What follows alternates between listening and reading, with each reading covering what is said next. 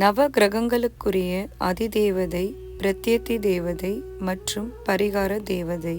சுக்கிரனுக்குரிய அதிதேவதை இந்திராணி, பிரத்யதி தேவதை இந்திரன் மற்றும் பரிகார தேவதை மகாலட்சுமி.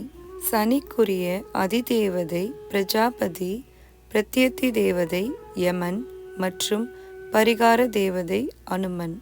ராகுவுக்குரிய அதிதேவதை சர்ப்பம், பிரத்யதி தேவதை பத்ரகாளி மற்றும் பரிகார தேவதை துர்க்கை.